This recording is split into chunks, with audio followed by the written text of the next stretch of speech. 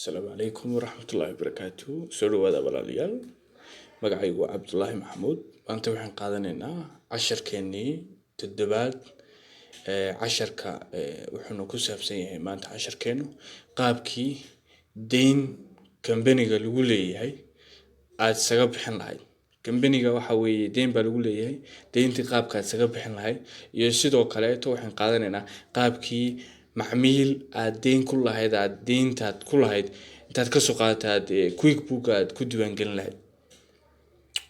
مركورين فيرينو بالفاينانشال بالانس شيت كنين فيرينو ريبورت كا بالانس شيت يوم وح كلنا يسوى إحنا كل لح بقوليو $50 بمحن كلنا هاي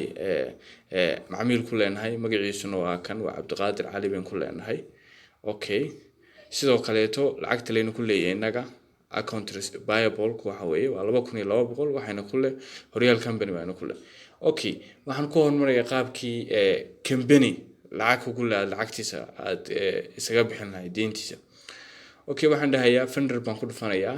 pay bills baan dhahayaa okay Royal baa igu leeyahay halkan lagu saarayaa inta shirkadooda wax ku leeyahay hadda Royal kaliya aniga igu jiro waxay igu leedahay 2200 haddaan rabo inaan wada siiyo halkaasaan tick u saaraya halkaana si fiican u fiiriya ending balance-ga wallet-kay waxa ku jira $3,000 haddaan tick saaro 800 baa igu hareysa hadeer waxaan dhahayaa haddaan rabo inaan qayb ka mid ah siiyana halkaasaan ku qorayo waxaan dhahayaa waxaan iska bixinayaa 1200 si kun igu haro okay 1800 baa marka wallet-kay ku haraya pay bill baan dhahayaa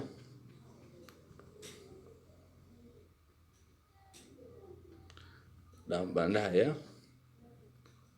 okay waa kan account payable lacagta lagu lahaa $100 kaliya soo hadhay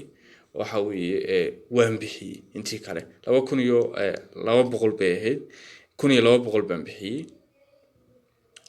sidoo kale waxaan rabaa lacagtaan macaamiisha ku leeyahay hadda macaamiil baan 650 ku leeyahay inaan $650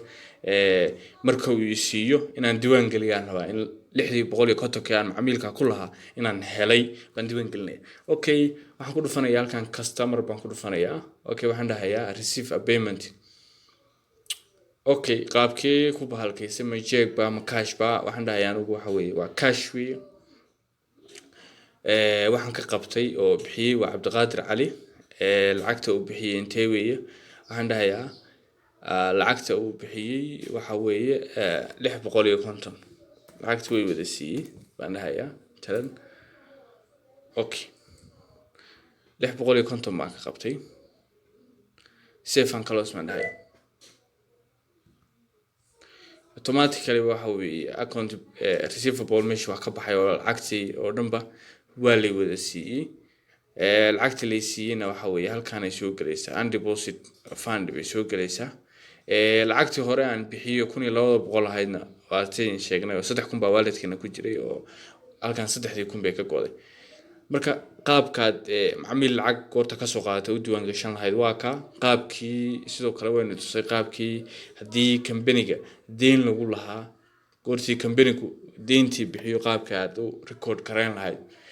quick book aad ku record gareyn lahaydna waynu qaadanay maanta casharkeena intaas ku soo koobaynaa wassalaamu calaykum waraxmatullaahi wabarakaatuh